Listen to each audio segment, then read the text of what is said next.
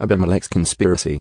Now Abimelech the son of Jerubbaal went to Shechem, to his mother's relatives, and spoke to them and to the entire family of the household of his mother's father, saying, Speak, now, in the hearing of all the leaders of Shechem, which is better for you, for 70 men, all the sons of Jerubbaal, to rule over you, or for 1 man to rule over you? Also, remember that I am your bone and your flesh. So his mother's relatives spoke all these words on his behalf in the hearing of all the leaders of Shechem. And they were inclined to follow Abimelech, for they said, He is our relative. And they gave him 70 pieces of silver from the house of Baal-berith, with which Abimelech hired worthless and reckless men, and they followed him. Then he went to his father's house in Ophrah and killed his brothers the sons of Jerubbaal, 70 men, on 1 stone. But Jotham the youngest son of Jerubbaal was left, because he hid himself. All the leaders of Shechem and all Beth Millo assembled together, and they went and made Abimelech king, by the oak of the memorial stone which was in Shechem.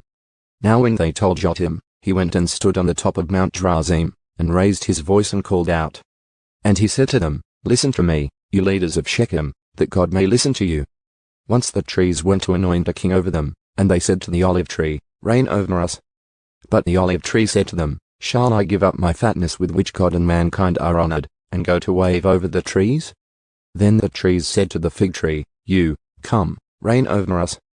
But the fig tree said to them, Shall I give up my sweetness and my good fruit, and go to wave over the trees? Then the trees said to the vine, You, come, reign over us. But the vine said to them, Shall I give up my new wine, which cheers God and mankind, and go to wave over the trees? Then all the trees said to the bramble, You, come, reign over us. And the bramble said to the trees, If you really are anointing me as king over you, come and take refuge in my shade. But if not, may fire come out of the bramble and consume the cedars of Lebanon. Now then, if you have acted with honesty and integrity in making Abimelech king, and if you have dealt well with Jerubbaal and his house, and have dealt with him as he deserved, for my father fought for you, and risked his life and saved you from the hand of Midian.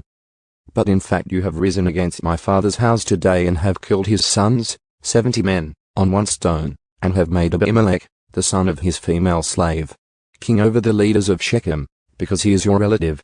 So if you have acted with honesty and integrity toward Jerubbaal and his house this day, be joyful about Abimelech, and may he also be joyful about you. But if not, may fire come out of Abimelech and consume the leaders of Shechem and Beth Millo. And may fire come out of the leaders of Shechem and from Beth Millo, and consume Abimelech. Then Jotham escaped and fled, and went to Beer. And he stayed there because of his brother Abimelech. Shechem and Abimelech fall. Now Abimelech ruled over Israel for 3 years.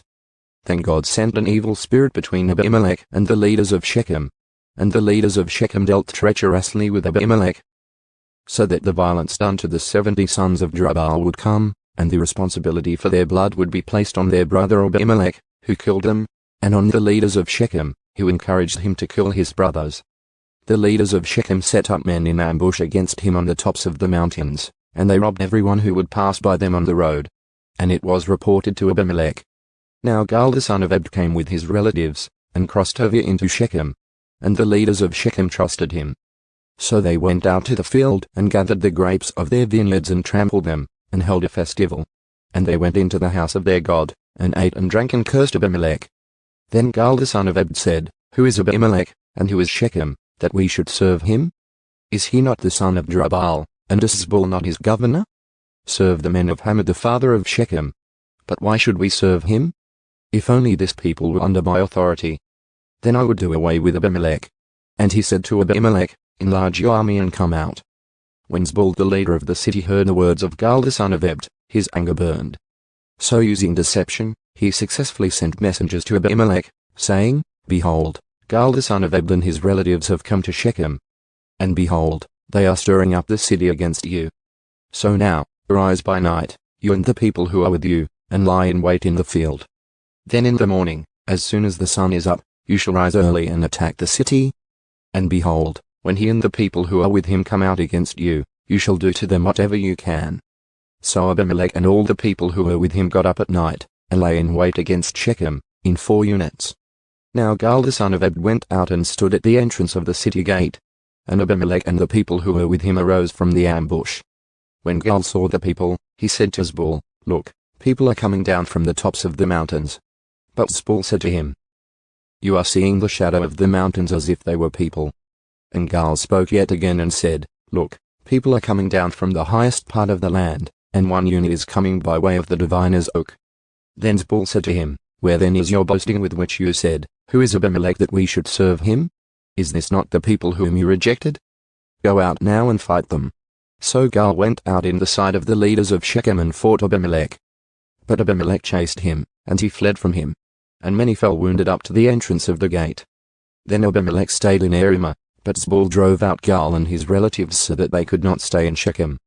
Now it came about the next day, that the people went out to the field, and it was reported to Abimelech. So he took his people and divided them into 3 units, and lay in wait in the field. When he looked and saw the people coming out from the city, he attacked them and killed them. Then Abimelech and the company who was with him rushed forward and stood at the entrance of the city gate. The other 2 companies then attacked all who were in the field and killed them. Abimelech fought against the city that whole day, and he captured the city and killed the people who were in it. Then he tore down the city and sowed it with salt. When all the leaders of the tower of Shechem heard about it, they entered the inner chamber of the temple of Baal-berith.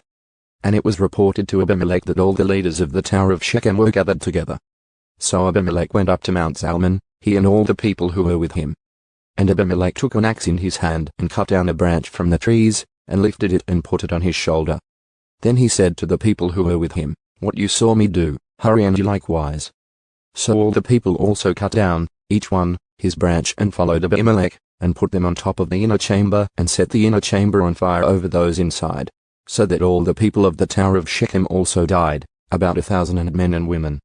Then Abimelech went to Debez, and he camped against Debez and captured it. But there was a strong tower in the center of the city, and all the men and women with all the leaders of the city fled there and shut themselves in. And they went up on the roof of the tower. So Abimelech came to the tower and fought against it, and approached the entrance of the tower to burn it down with fire. But a woman threw an upper millstone on Abimelech's head, crushing his skull. Then he called quickly to the young man, his armor-bearer, and said to him, Draw your sword and kill me, so that it will not be said of me, A woman killed him. So the young man pierced him through, and he died. Now when the men of Israel saw that Abimelech was dead, each left for his home. So God repaid the wickedness of Abimelech, which he had done to his father in killing his 70 brothers. God also returned all the wickedness of the men of Shechem on their heads, and the curse of Jotham the son of Jerubbaal came upon them.